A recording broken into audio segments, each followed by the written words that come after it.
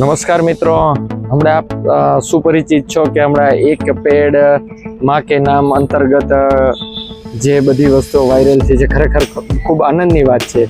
एक वृक्ष अने माँ बने आ पृथ्वी परना एवा पात्रो छे कि कायम आपने साथे ज रहेवाना छे।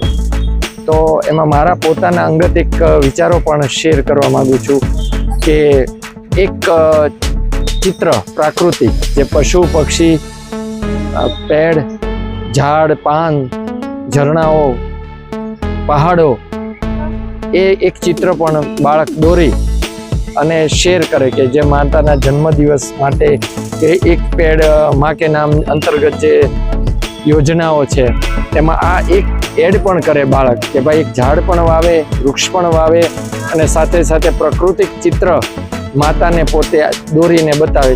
चित्र प्राकृतिक एटले कहूं छुं कि पोते ज दोरेलो होवुं जोईए। रेफरन्शियल फ्रेममां बाळकने नथी बांधवानुं, एने जे आवडे धारो के बाळकने एनी कक्षानुं फूल झाड़ आवडे तो ए करी शके छे।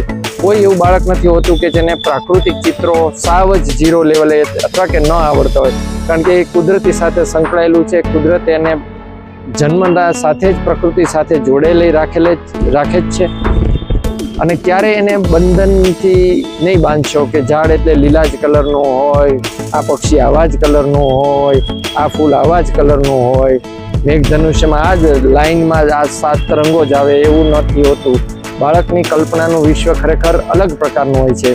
તો આ બાળકને પ્રકૃતિ, એન્વાયરમેન્ટ અને વૃક્ષ અને માતા સાથે સરસ ટ્રાયેંગલમાં જોડવાના પ્રયત્ન કરો અને એની વચ્ચે આ ટ્રાયેંગલ વચ્ચે ખરેખર પૃથ્વી જીવવાલાયક અને સુરક્ષિત રહેશે।